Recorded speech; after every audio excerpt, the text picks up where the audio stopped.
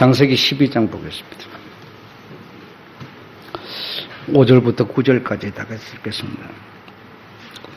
다 같이 읽어보시죠. 5절부터 9절입니다. 시작. 아브라함이 그 아내 사레와 조카 롯과 하란에서 모은 모든 소유와 얻은 사람들을 이끌고 가나안 땅으로 가려고 떠나서 마침내 가나안 땅에 들어갔더라. 아브라함이 그 땅을 통과하여 세겜 땅 모래상수리 나무에 이르니 그때 가나안 사람이 그 땅에 거하였더라. 여호와께서 아브라함에게 나타나 가라사대 내가 이 땅을 내 자손에게 주리라 하신지라. 그가 자기에게 나타나신 여호와를 위하여 그곳에 단을 쌓고 거기서 베델 동편산으로 옮겨 장막을 치니 서는 베델이요 동은 아이라. 그가 그곳에서 여호와의 이름을 위하여 단을 쌓고 여호와의 이름을 부르더니 점점 남방으로 옮겨갔더라. 아멘. 다 같이 한번 제목 읽어보시죠. 시작. 정들면 떠나는 인생길. 정들면 떠나는 인생길입니다.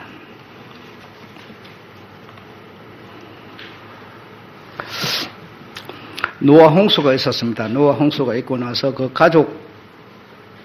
가족들만 살아남도록 하나님이 하시고, 그래서 노아에게서 다시 셈, 함, 야벳이 이렇게 자식이 생기게 됩니다. 그래서 자식이 또 자식을 낳고 해가지고 굉장한 번성을 또 이루게 되시죠. 그래 하나님께서는 번성을 이루어서 또 하나님이 원하시는 뜻을 그 번성한 그들을 통해서 또 이걸 행해 나갈 수 있도록 이렇게 일을 하시는데요. 그래서 그들이 홍수라고 하는 그 엄청난 정말 한 번도 경험해 보지 못한 아주 엄청난 큰 경험을 하게 됐잖아요. 그래서 그런 상황이 되면 사람들 머릿속에 무슨 생각이 들까요? 우리가 뭉쳐야 산다. 뭉쳐야 된다. 뭉치지 않으면 살 수 없다라고 하는 그런 생각은 사람의 본성 속에 있죠. 그래서 혼자는 불안하지만 육아 옆에서 돕는 사람이 있으면 굉장히 힘이 되죠. 그리고 교회 목사님들도 자꾸 큰 무리를 원하는 것이 큰 무리 했다고 상을 더 주는 것도 아니거든요. 그런데도 왜 그렇게 하냐면 그게 위로가 되기 때문에요. 위로가 되고 자신에게 힘이 되고, 굉장히 위로가 되고 큰 힘이 되기 때문에 많은 무리의 어떤 수장이 되고 싶어 하는 그런 생각을 하는 거죠. 그리고 여러분의 가정들도 보면 혼자 이렇게 살면 얼마나 외롭습니까? 그러니까 또 어저께 모여서 사는 이런 문제라든가 어쨌든 이 뭉쳐야 산다. 여럿이 뭉쳐야 산다. 이런 생각이 인간의 본성 속에 있기 때문에 큰 경험 홍수라고 하는 것을 한 다음에는 더더욱 뭉쳐야 산다. 우리가 헤어지면 죽는다. 흩어지면 죽는다. 이런 생각을 안 할 수가 없어요. 사실 알고 보면 여러분요. 제 옆에 아름다운 발견해가 돈에 대해서 썼는데 여러분 돈이라고 하는 것도요. 돈이 실제적으로 무엇인지도 모르면서 그냥 돈합니다. 그리고 어쩌든지 모아야 된다. 많아야 된다. 모아야 된다. 이 생각밖에 안 합니다. 그게 왜냐하면 적으면 내가 큰 위험할 수 있다. 병원도 못 갈 수도 있고 이래가지고 어쨌든 많아야 뭔가 내가 행복하고 내가 보장되고 안전해질 수 있다. 이런 생각을 본성이 가지고 있는 거죠. 그래 흩어지지 말자. 나누면 죽는다. 이런 생각을 했어요. 그래서 그들이 한 행동이 바로 신할평지에 큰 흩어지지 않고 살 수 있는 구심점을 만드는 거였는데 그걸 보고 바벨탑이라고 그래요. 그래서 바벨탑을 그 넓은 평지에 세우고 높이가 하늘에 닿을 만큼 높게 하고 그것을 구심점으로 해가지고 흩어지지 말고 뭉치자 하나가 되자 이랬어요. 얼마나 그게 여러분 인간이 가지고 있는 본성으로서 좋은 생각입니까? 틀린 생각이 아니잖아요. 그렇죠? 나쁜 생각도 아니고 틀린 생각도 아니에요. 그래서 이 바벨이라고 하는 이 바벨의 의미가 무엇인가 하면 아람어로 신의 문이라는 뜻이에요. 신이 그러니까 우리가 세운 이 탑으로 오고 가고 할 수 있는 신의 문을 우리가 세우고 신과 접촉하면서 우리가 흩어지지 않고 살자라고 하는 그런 답이었어요. 생각이 나쁜 게 없어요. 돈이 많고 힘이 세고 막 이 나라가 크고 이래야 힘이 있잖아요. 흩어지면 뭐 힘이 없는 거죠. 그런데요, 참 좋은 생각인 것 같은데도 하나님은 흩으십니다. 흩으십니다. 흩어버렸어요. 그래서 히브리어로 바벨, 흩어버렸어요. 흩어버렸어요. 뭉쳐서 하나가 되어서 힘을 길러가지고 그렇게 사는 게 우리의 생각에 맞는데 하나님은 그게 싫었어요. 이대로 내버려두면 주도를 감히 누가 감당하겠느냐. 나중에 가서는 힘을 가지고 이 함축된 이 큰 힘을 가지고 얼마나 약한 사람들을 무시하면서 못 살게 굴겠느냐.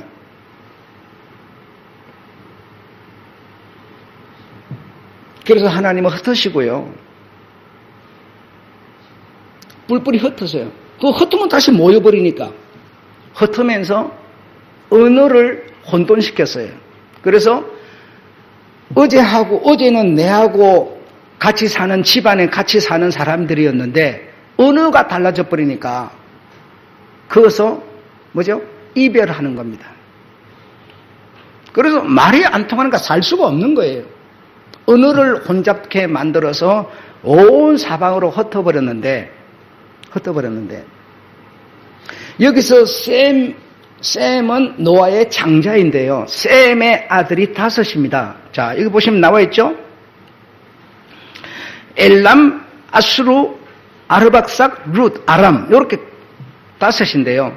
요 지금 세 번째 있는 아르박삭을 제외한 나머지는 그들이 언어가 혼돈이 되고 안 흩어질 수가 없어요. 흩어져서 어디로 갔는고 하니 가나안 유대 땅 또는 뭐 아랍 땅 아라비아 뭐 내지는 뭐 이런 전부 이 팔레스타인 가나안 땅으로 이들이 가서 자리를 잡아서 그 간 사람들은 뭐예요? 언어가 다 통하는 사람들이죠. 그런데 아르박삭은 그 길을 따라간 것이 아니라 강복운동을 했어요. 강복운동. 다시 말하면 뭔가 독립운동처럼 되찾는 운동. 뭘 되찾느냐? 장자의 권위를 동생이 뺏어버렸어요. 장자인 나의 권위를 동생이 뺏음으로써 내 권위가 없어졌어요. 여기서 장자의 권위라고 하는 것은 하나님의 권위를 말하는 겁니다. 여러분, 여러분 생각과 성경은 다를 수 있어요. 그렇지만 우리는 성경을 쫓는 사람이 돼야 되는 거고, 자, 권위라고 할 때 부모에게 자식은 여러분, 자식은 부모의 권위 아래에 있어야 됩니다. 권위 아래. 뭐 흩어지는 거 좋잖아요. 이런 생각을 하실 수도 있으면 그게 나쁘다는 얘기는 아니에요.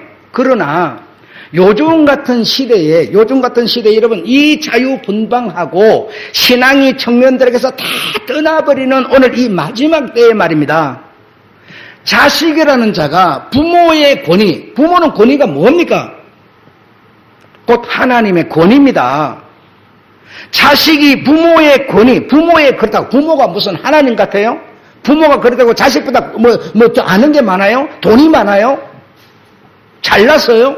없어요. 그런데도 자식이 부모의 권위 아래 있다고 하는 것은 이 시대로 봐서는 축복입니다. 여러분은 그리 생각 안 하셔도 좋아요. 그러나 축복이라고요.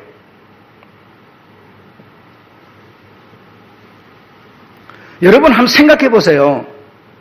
여러분의 자녀들이 과연 부모의 나의 권위 아래 있는가? 내 아내가 남편인 이 남편의 권위 아래 있는가? 요즘 세상이요.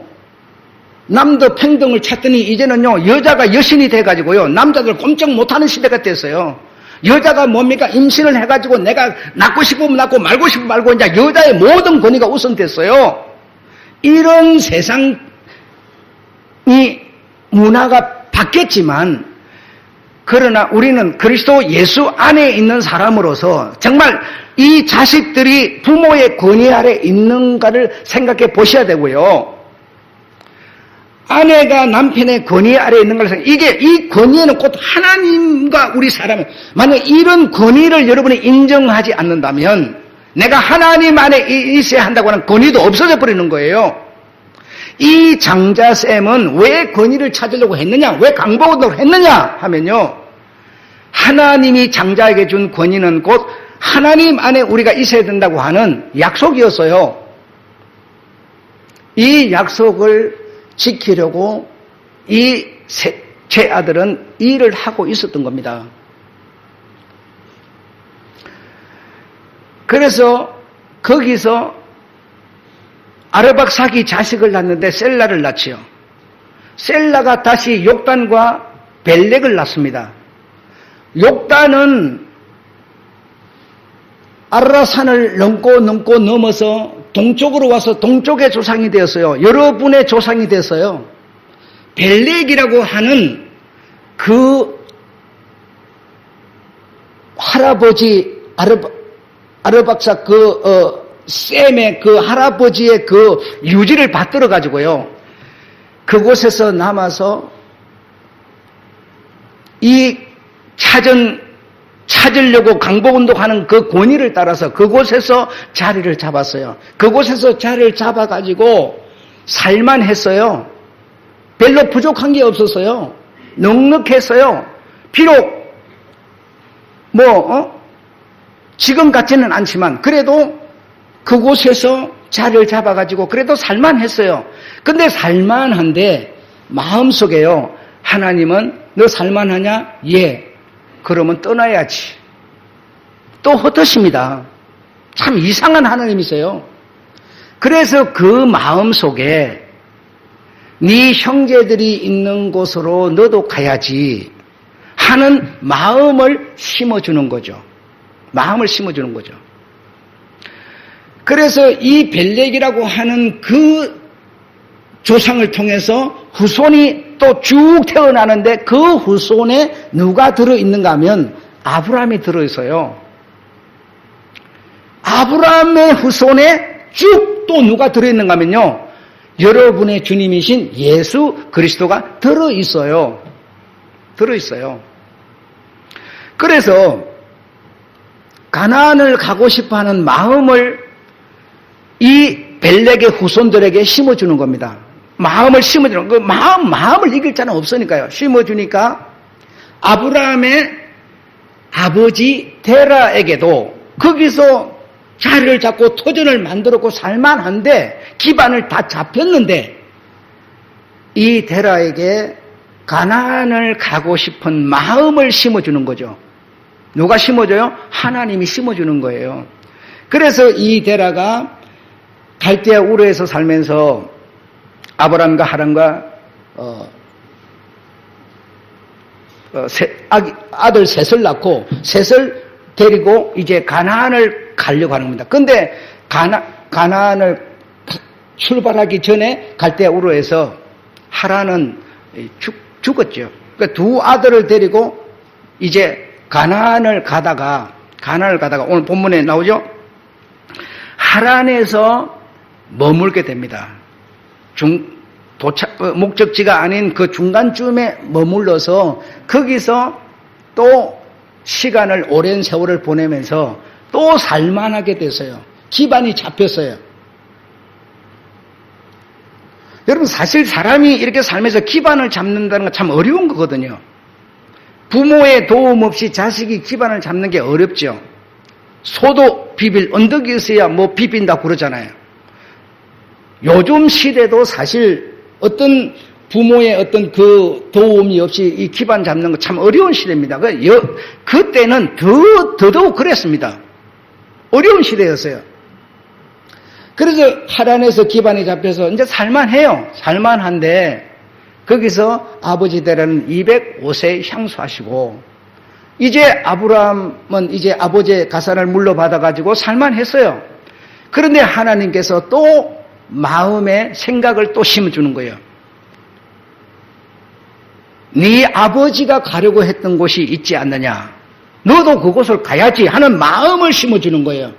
그러면서 구체적으로 오늘 성경에 가나안이라고 표현은 안 돼 있지만 12장 1절에 보면 지시할 땅 그래요. 지시할 땅.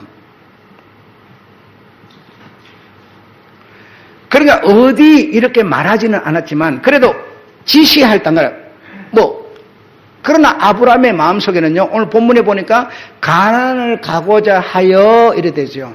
가다가 마침내 가나안에 들어갔더라 이랬어요. 그러니까 아브라함의 마음속에는 이미 아버지가 가지고 계셨던 아버지가 계셨던 그 가나안을 가야 한다고 하는 그 마음이 있었지만 이 지금 정든 땅, 기반 잡힌 땅을 버리고 그 땅으로 간다는 게 미지의 땅으로 간다는 게 형제들이 미리 가긴 했지만 그들이 배신해가지고 간 자들인데 나를 좋아할 리도 없는 거죠. 온갖 생각이 들면서 발걸음을 못 뛰는 겁니다. 머뭇거리고 있는 겁니다. 그때에 바로 하나님께서 아브라함아 내가 지시할 땅으로 가라 이렇게 말씀하시는 거죠. 그래서 그 말씀을 듣고 그 정말 불안한 위기감이 느껴지는 그 땅을 출발하는 겁니다. 새로운 땅, 가보지도 않은 땅, 거기는 어떤 땅인지도 모르는 불안한 위기, 염려스러운 이런 것이 가득할 수밖에 없는 이런 마음을 품고 그 아버지가 가졌던 그 소망, 그리고 하나님이 가라 하는 그 땅으로 출발하는 겁니다. 얼마나 여러분 위기감이 느껴졌겠습니까? 이런 코로나에서 예배 한번 드리는 것도 우리는 불안해서요 이러고 있는데 여러분 정든 땅 다 기반 잡힌 땅 버리고 가라 그러는데요 쉬운 일이겠습니까? 굉장히 위기가 느껴지고요 불안한 일이에요. 그런데도 그 안전한 정든 땅, 이제 살만한 땅, 그거보다 사람이 가져야 되는 그 더 큰 가치가 무엇인 거 아니에요? 약속이죠. 아버지가 내게 준 목적이죠. 그 목적을 수행하려면 얼마나 불안한지도 몰라요. 큰 위기를 감당해야 돼요. 그곳에 가면 누가 어떻게 살고 있는지도 몰라요.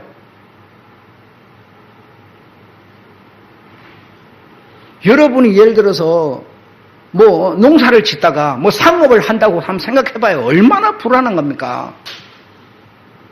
성공을 할지 실패를 할지 아무도 알 수 없죠.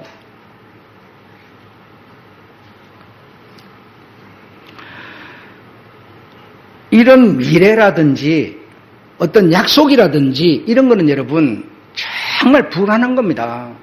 약속이 이행이 안 되면 큰일 나는 거거든요. 나는 여러분한테 지금까지 살아오면서 자랑할 거 없어요. 없지만 하나는 있어요. 부득불 자랑하라고 한다면 약속입니다.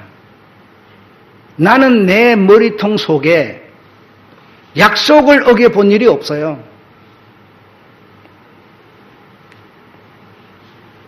약속을 하면 그 약속 시간보다 나는 항상 10분이 되든 20분이 되든 앞서 가 있지 누구를 기다리게 해보지도 않았어요. 나와 같은 자, 나의 성장과 같은 자가 이 교회에 한 사람이 있어요. 또 그 사람 시기를 받을까 봐 말은 안 할게요. 제가 느낀 바로 그런 사람이 하나가 있어요. 나 자랑할 거 없지만 그래도 내 자랑할 게 하나 있다면 약속입니다. 약속을 하고 나갈 때 저 사람이 약속을 깨면 어떡하지? 약속을 안 지켜주면 어떡하지? 약속도 얼마나 불안한 건지 모르는 거고요. 지시할 땅, 뭔가 어느 땅도 아니고 그냥 가라고 하니까요. 그 땅도 얼마나 위기감이 느껴졌겠습니까? 우리는 여러분 가나안이라고 하는 천국 가는 사람들인데요. 천국을 누가 보고 왔어요? 만져봤어요? 여러분 불안하지 않습니까? 불안 안 하다 그러면 거짓말이죠. 내가 진짜 그 길을 갈 수 있을지. 주님은 마지막에 심판을 하신다는데 심판은 여러분 불신자한테는 아주 망치는 것이고요. 신자한테는 여러분 뭐 혹시 아세요? 신원입니다. 신원. 심판을 통해서 신원하는 겁니다. 얼마나 귀중한 일인지 몰라요. 신원을 받아서 천국을 내가 가야 되는데 얼마나 불안한 일입니까? 굉장히 야 내가 이렇게 해가지고 가능한 거야? 굉장히 불안한 거죠. 그러니까 이제 뭐 성도님들이 그냥 믿기만 하면 간다고. 야 정말 그랬으면 나도 정말 좋겠습니다. 나도 그랬으면 좋겠어요. 자 마지막 하단으로 가겠습니다. 위기와 염려, 불안을 극복하려면 믿음이 필요합니다. 믿음이 필요하고 믿음에는 여러분 대상이 반드시 있어야 돼요. 대상이 없는 믿음은 여러분 미신이라고 그러는 거, 사머니즘이라고 그러는 겁니다. 믿음이 필요하고 믿음은 반드시 대상이 있어야 돼요. 내가 가나안으로 간다. 거기가 정말 불안한 땅이지만 형님들이 배신하고 먼저 가 있는 땅이지만 그 가나안이라고 하는 그 대상 이것이 우리가 없다면 이 믿음은 여러분 흔들려 버릴 수밖에 없어요. 아무 의미가 없는 믿음이 돼버려요.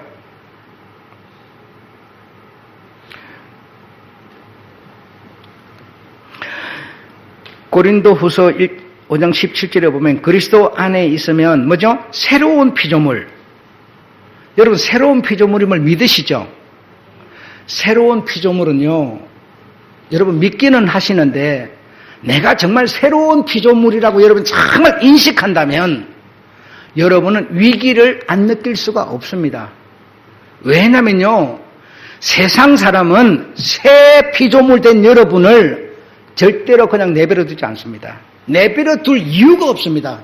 어떻게 해서라도 여러분을 흠집을 내고 폐짓을 해서라도 여러분을 무너뜨리려고 그래요.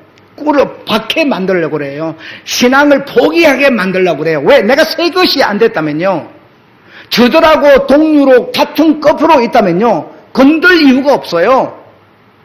여러분이 진짜 새로운 피조물이 돼버리면 여러분은 세상으로부터 미움을 받고 핍박을 받게 돼 있어요. 왜? 저들과 다르기 때문이에요, 여러분.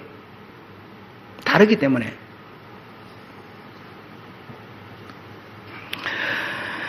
그래서 이 세상에 대해서는 새로운 피조물은 언제나 위기감을 느낄 수밖에 없다는 사실을 여러분 인정하시기 바랍니다. 아셨죠? 그 여러분이 가지고 있는 그 믿음은 대상이 있어야 되는데요. 대상은 우리의 대상은요. 오직 예수 그리스도밖에 없어요. 아무도 없습니다. 죽어도 살아도 오직 그분만이 나의 대상이에요. 네. 그런데 이 믿음이라고 하는 게 참 사실은 의미가 없는 거거든요. 순간적으로 흔들려버리고 딴소리 해버리고 말은 예수 그리스도가 대상으로 하지만 우리가 가진 믿음은요 정말 가랑잎 같은 겁니다. 바람 보면 휘 날아가 버리고요. 지금 예배 드리고 나가면 딴 생각 들어버리고요. 이놈의 믿음이 진짜 이건 우스운 거거든요. 그런데 이 믿음이 견고해지려면 반드시 해야 되는 한 가지가 있어요. 그게 뭐냐 하면 연습이라는 겁니다. 연습. 끊임없는 믿음을 탄탄하게 만드는 연습. 그냥 입으로 주여 믿습니다 그런다고 해결될 것 같으면 얼마나 좋겠어요. 그게 아니라니까. 그래서 디모데에 말하기를 육체의 연습은, 여러분 육체의 연습 여러분 이렇게 하면 상 타요 안 타요? 금메달 따요. 육체도 연습하면은 금메달도 따고 막 좋은 일이 생기는데 튼튼해지고요. 살도 이렇게 좀 빠져가고 예뻐지고요. 여러분 이 계속 연습 안 하고 되는 게 없어요. 자, 그런데 경건의 연습이라고 하는 거는요, 금생과 내생에 뭐가 있다고요? 약속이 있다 그래서요.